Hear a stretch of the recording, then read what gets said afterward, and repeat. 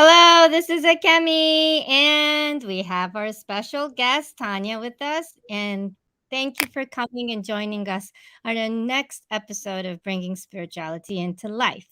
So, Tania, hello. Good. Good morning, Japan. Good morning, Dubai. Good morning, everyone. That's right. You're in Dubai, so it's good morning there. What time is it there? It is 6:30, I believe. Oh my Yep, God, 6:30 6:30. a.m. It was beautiful. I just watched the sunrise Hmm. and had a bit of coffee, had my water, and had my meditation. And it was just a beautiful way to start the day, talking to you, talking to everyone, and just Yeah, playing. just playing. Yes. Playing is a very important aspect of life that we want to keep, right, Uh, Tanya? Absolutely.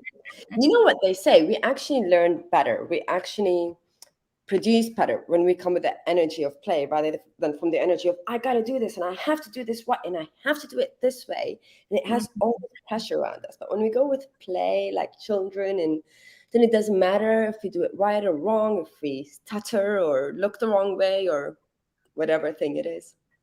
Yeah. I'm a I'm actually a very playful person. It doesn't show that much. So funny. Um yeah, so Tanya is okay, you have to help me. So how do you define yourself?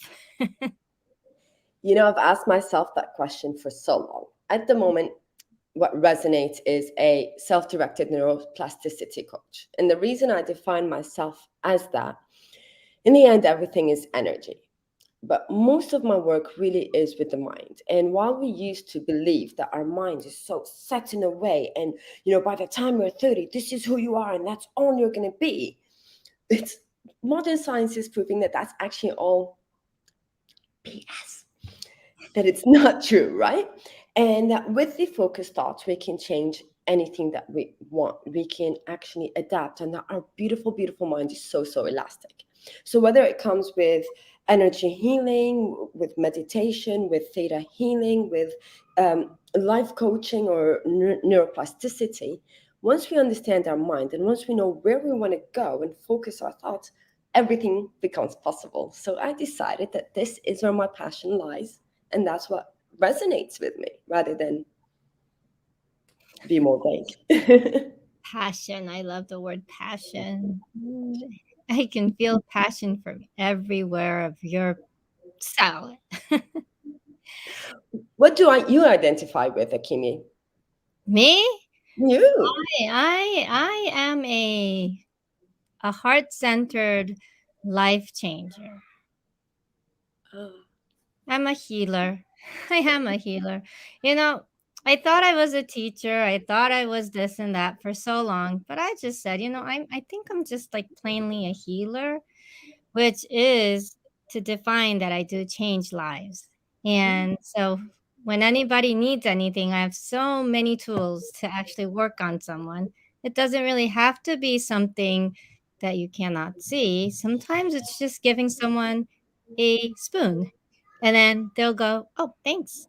But that's what I am. I just be there for them when the heart needs something. I just hand it to them. That's how how did I you know it was the heart center?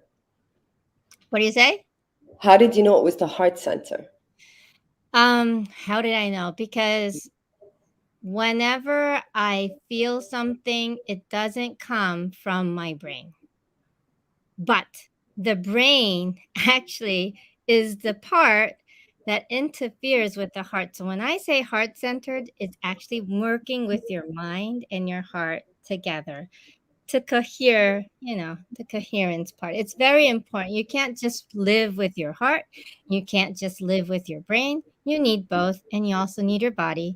So that's my heart centered definition. So it's not really heart centered. It's actually centering it to your heart, which actually kind of brings everything together. I love it. I love it. And the second he said that, I went, poof. No, thank you. So, everyone, thank you for joining us. Please say hi to us, tell us where you're from. And if you have any questions for us, let us know. We'll answer your questions here. Okay, but I do have a question for Tanya. Well, Ooh. so the title of this talk show is Bringing Spirituality into Life. I just shared that it's so hard for me to say spirituality. So just bringing the spiritual aspect into your life. So for you, how do you define spirituality or being like bringing this spiritual aspect into your life? First of all, I want to tell you that I didn't have any heads up about the questions except for maybe 3 minutes before the call. I know. I Beautiful. It's perfect. It changes and shifts as we grow. It changes. Well, at least for me, it changes and shifts, and every day it's different. It depends on where I am. I think it started with meditate, do this, Mm, do your practices, work on yourself. Today it's very, very different. Today it's more about feel yourself, your body, your mind, your soul really being aligned. Is that me? no, it's me. Yeah, forgive me. Really being aligned with who I am and just honoring that emotion and just knowing that, my vibration is going to do this and not judging it. Spirituality in my life is actually not judging where I am, but just giving myself the space to say, you know what, that is perfect right now. That is okay. What do I need? Is it, of course, at this point, meditation, meditate, meditate, meditate. It's non-negotiable. What did Buddha say? Everybody should meditate for 20 minutes. Unless you don't have time, then it should be for 45 minutes. Meditate. Hmm. But sometimes you might want your body or your soul's calling for a meditation. Sometimes it's a walk on the beach. Sometimes you want to go and just smash things. Sometimes it's just connecting with a friend or a colleague. And to me, that's spirituality. It's honoring the trilogy, the mind, body, and soul at all times, and honoring us, because our emotions are our guide, right? No matter what it is. Exactly. That is Mhm. beautiful. That is beautiful. Yeah. So I have been knowing you for a while, and I have Mhm. been seeing you shift. I have been seeing you in different levels, modes, and everything. And so I love your passion. Just for you to know, the passion in you is just something that I wish I had in a way, but I have it in a different way. So I'm not saying that I don't have passion, but your passion is very clear and it does kind of strike my heart. Like it just gets my heart because I get sucked into you when you start sharing your passion.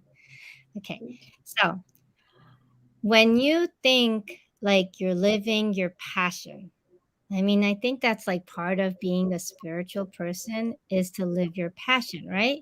Mhm. Mhm. Absolutely. Right? Absolutely. Yes. How do you feel when you have that flow in you? It's so funny you asked me this today out of all days. Have you ever heard of human design? Not really. I've literally just heard about that yesterday. I don't know if anybody out there has heard of it. Please, if you have, download it, check it out. If you've tried it, tell us your feedback. I've just heard of that last night, and I downloaded the app, and it's based on your astral chart, right? And you Mhm, remember in the olden days, in another lifetime, when we used to work in the corporate world, and they mhm, used to give us the personality tests of the team and who fits where, or what color personality are you. It's the mhm, same idea, but for spiritual people. And it says, depending on your soul, we have different ways of achieving, of intuition, of calling. And I've just mm, started listening to my chart, and it resonated. Um, I just get this call. I just get this. Don't ask me what you want to do in your life. It's never going to work. I want to do everything and I want to do it now. It's just simple. It's more of Tanya, do you want this or do you want that? And some people get a gut intuition, some people just know, some people get an excitement, some people need to sleep on it, literally see how mm, they feel. I know in the now, right now, yes or no. Common sense for me is less. It's less. I'm not a very pragmatic person in that sense, but I get mhm. this feeling of this is it. This has to be it. Sometimes I ignore that feeling, and you know that, Akemi. I do. I think spiritually, you've seen me naked, um, and Exactly. when I ignore it, then I'm sure a lot of people out there have experienced this. I'm sure you have. We get a bit of a hey, hey, attention, please. You need to go it this way. Gets a bit harder. So really, it's just that good feeling that I feel in my gut. For me, it's my gut. It's my womb. My womb holds a lot of my intuition. Mhm. But and I know everybody's different. Some people feel it here in their heart, some people their body, because our body's always in the now. Always in the now.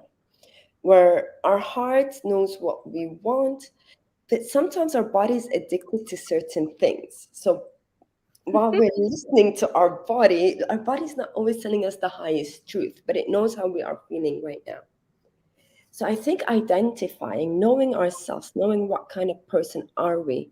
Are we the kind of person that needs to sit on it and know, hey, is this my body acting to a certain addiction? Or am I the person that feels it in the gut right now? Or am I the kind of person that feels an excitement or a joy? Or Mm. do I need to plan things? In the end, it comes to knowing ourselves, right? Because we're all so beautifully unique. We are. We're But how, so unique. right? Isn't that wonderful though? Can you imagine if the whole world was the same person? No, don't want to imagine that. No.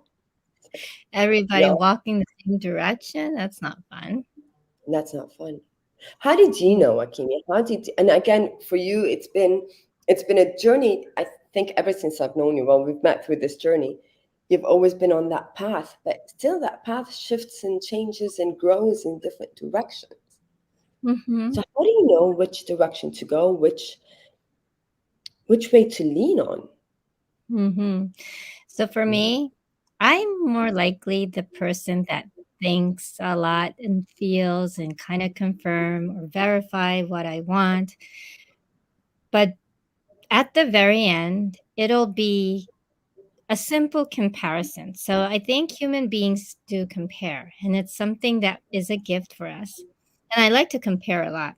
So I sit and say, okay, me, and I talk to myself and say, okay, if we do this, how do you feel? If you do this, how do you feel?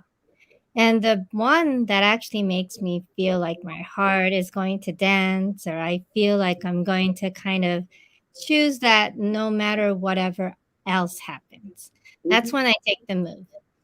But if I don't have that feeling of I am going to choose this, but maybe I might have to be, maybe my kids will interfere. Maybe my husband may. If that thought starts to come in, I'm going to sit on it again and Hmm.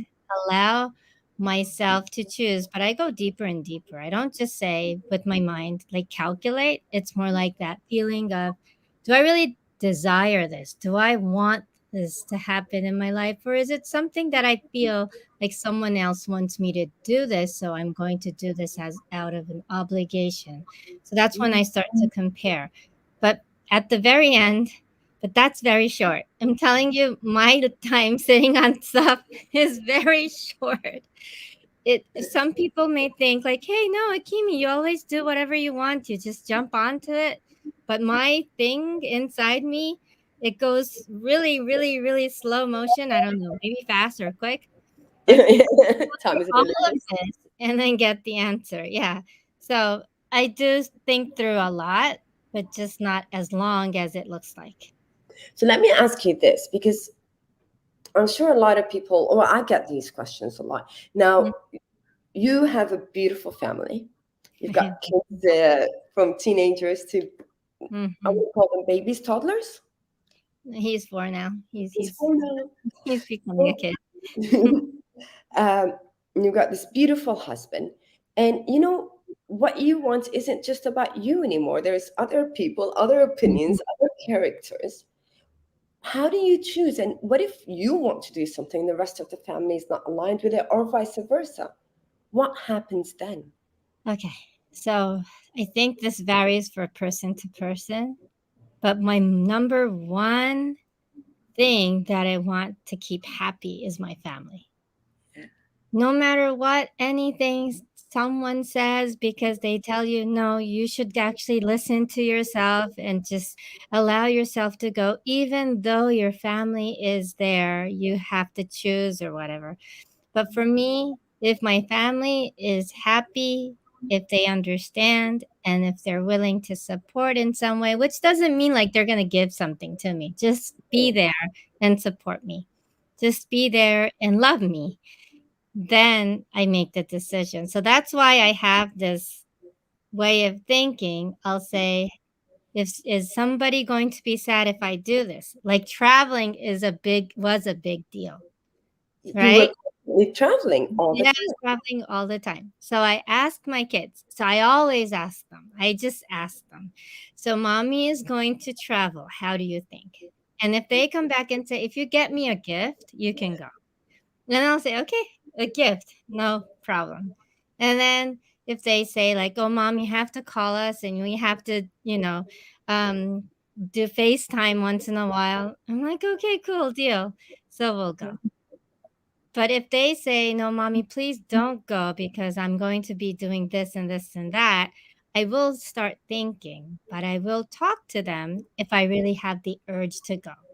And Mm. then I'll stay like I'll keep the decision open until they come up with an answer that can actually that I can agree with.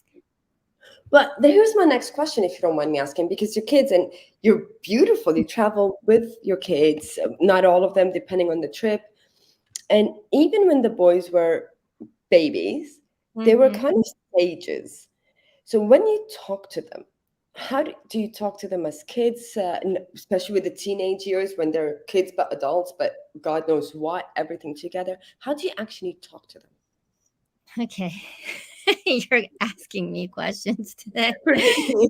Oh, no, it's fine, it's fine. So, I have a background of teaching children. So, I used to be a prep school teacher, right? An after school teacher, and then I was like a homeschooling teacher as well for a while. So, I actually dealt with and then I was an English school teacher. So, I actually went from like 6 months old to adults because and then also from my own experience, I just talk to them in the language that I just speak to anyone else. And then once they don't under if like you can actually feel their feedback, like, "What are you talking about, mom?" And then I'll start breaking down the words so that they can understand. But it's more likely the feeling that I feel than the words that they come back with. So it's the heart center. That's why I'm saying heart centered. So sometimes people say the opposite. So when I listen to my kids and then they are like, "Mom, you can go," you know, "Oh, you can go," and then we're gonna go, "Okay, so are you sure about that?" So just to go back into their language skills, I might have to kind of change it a little bit, but I do not hide anything. I will be straightforward for what I need to ask them. So I'm not going to say, like, oh, this is a child. They're not going to understand. I'm not going to say this. No, I actually tell everything. So, I don't know if it's correct, but my children actually told me I got some feedback a couple of years ago that they said, "Mom, thank you for treating me as a person. Mm. You Oh, I don't can treat me feel like a." that. Yeah, they told me, "Thank you for treating me as a person, not a child." Oh, hi, Stacy. We've got someone saying hi. Oh, Stacy. I Yeah, love that. As a person, we do forget sometimes that we're talking to other people, there are human beings. human beings, and some of them are Yeah. very old souls. Mhm. Yes, it's just how they interpret the stuff in their brain is not as experienced as ours, as us, as the person that we are here now. But in a sense of their senses or how they feel or how they think. I mean, it's not like it's not something you can explain just the brain understands it that way. No. No, it's something more of a a wider range of things that they just don't know how to put it into words. So I That's the most important part for me. I think that's why I like the spiritual aspect of things, is because it's not about the word itself. Yeah. It's I was about gonna, the Mhm. I was gonna say, literally bringing spirituality into your everyday life. This is it. This is Exactly. It's not something, so you can actually say it might be, some sort of a psychological thing, but still, it's more than that in some point because you have to have your heart there. Yeah. Oh, I so Stacy, he's saying, I came to a realization a few days ago. There's no such thing as an adult. Exactly. And there's no such thing as a kid too, you know? Yeah. it's I really, really believe that the more we allow I mean, Stacey, I could not agree with you more. The more we allow ourselves to connect with that child, to be that child, to play as that child, to feel as the child, and honor that child, the more magic there is in a funny Mhm, way, the more res- achievement and responsibility. And because you have that joy, that yes from within. mhm, mhm. Yeah. So it's always interesting. It's not about just the good things. It's sometimes about the bad things. Like if I have a bad day, I will tell my child, "Mommy had a bad day. So I may be a little rough on you, but it's just that because I had a rough day. It's not because of you." So I put that into words. And I think that's what we can do as an adult in a way, an older one, or maybe the one that has this human body a lot longer than the other one. Sometimes it's less than the other one too, because we've got our moms and dads. They had their body longer than us. But this human body is how we're dealing with this world. Needs to know how to deal with things, and they just know better because they have been here longer. Doesn't mean that anything else can be less or better. It's just how the body and the time is kind of implemented in your body. It's kind of learning how to use that body like a new toy, Mhm. learning how to put it together and understand it. Yeah, but it always has that spiritual aspect to the body as well. So there's so many aspects that we can see. Yeah, we just put that whole thing in just in one word, saying spirituality. So that is so cool. Oh, Sylvie says, "Good morning, Akemi, and good morning, Habib." Morning, Silvice. We've got China in the house. Yes, we got the US and China in the house. It is so cool. And we got other people watching. So if you say hi, it'll be so nice. Thank you for joining us. Okay, so Tanya, now I have a question for you. So for you, I have this whole what do I call this? Like information about you. Ooh, And then you said about over the last 5 years, I have worked with individuals looking to improve their relationships, move on after a breakup, physical and emotional well being, those looking to attract abundance and increase spiritual growth in order to be empowered and take control of their lives and what they are creating. I thought that was so beautiful. thank you. Yeah, I just wanted to point that out. So, but the thing is, for having that, it has lots of strength, and I can really see the power of the words that you put there. I mean, because I know a lot about you too. Yeah. So, Yeah. how do you think I think we have lots of healers listening as well, or people who work with people. How do you define your experience with your job or your work or whatever you do right now? How like some people probably feel like, "Oh, I had this in my life, so I shouldn't do this. Mm. I had this in my life, and how did you implement that or connect that? Like Yeah. how did you get to your passion?" You know, if you're thinking that, and I know a lot of people do think that, please, please, please tell that inner critic, tell it to shh, sit down. Thank you. We love you. Sit. We honor you. We hear your concern, but please have a seat. All right. Um, Akemi is my to-go-to person, right? work on myself a lot. But Akimi, you're my to go to person. You, like I said, you see my soul and spiritually, you see me naked. Whenever, I mean, you're normally the first phone call, Akimi. Help. Um, every time, I always knew something was calling. I always knew uh, that I'm not necessarily, even I didn't know that you could exist outside the corporate world, to be honest. Mhm. But I Mhm. knew even in the corporate world, I had to do something that was somehow in service, definitely in service as a collective to be better together rather than come Mhm. from the top or from the bottom. Or uh, I think it started. I was living in Malaysia and I had this dream life, this amazing life, honestly. And I'm such a wonderful manifester. I always have been. I Mhm. love manifesting. And everything I could have ever asked for, the most amazing partner, most amazing pets, most beautiful house, was doing my passion, or what it really was. It was definitely a part of my divine timing. And I found myself on the floor, just Mm. literally on the floor, lying down on the floor. Just my partner would leave and I would go boom, not even on the bed or the sofa. And I could not explain it.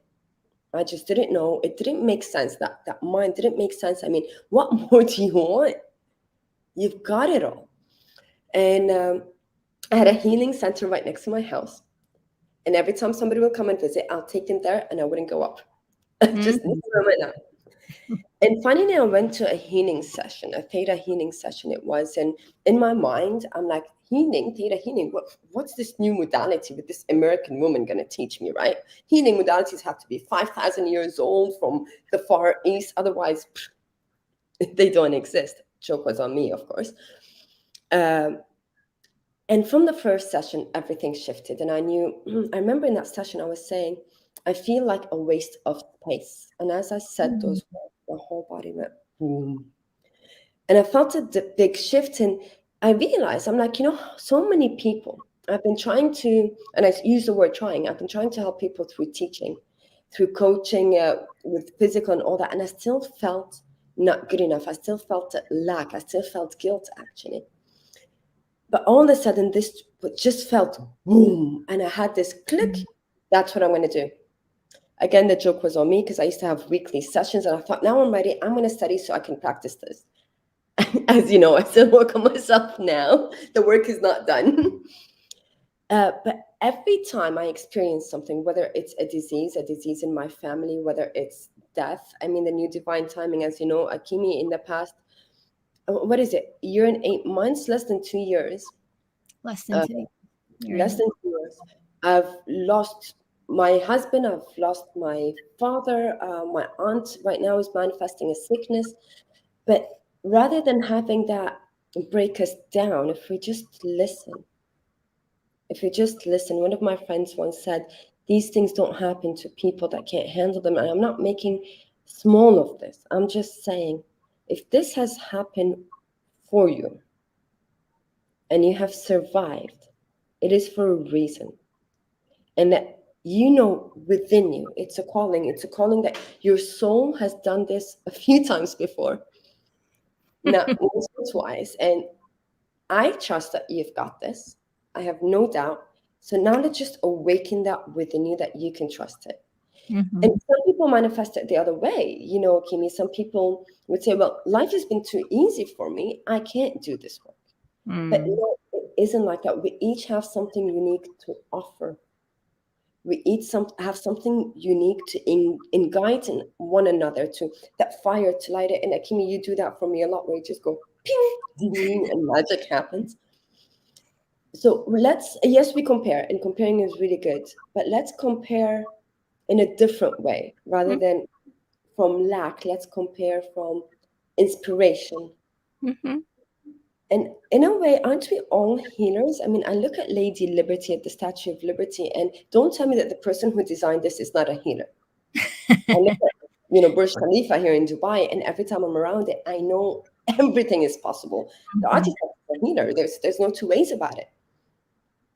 Yeah, it's someone that actually cheers someone's life or makes changes in someone's life. That means it's every single person. every single one of us. Just guide that fire within us. And Mhm. life is gonna happen. You were saying the good, the bad, but the bad is Yes, just as sweet God. as the Mhm. good. Just your concept or your perspective. Yeah. It's just my perspective, and it has so much sweetness. The ability of feeling that, the joy of actually going through it. It's like going to the park and going on that roller coaster.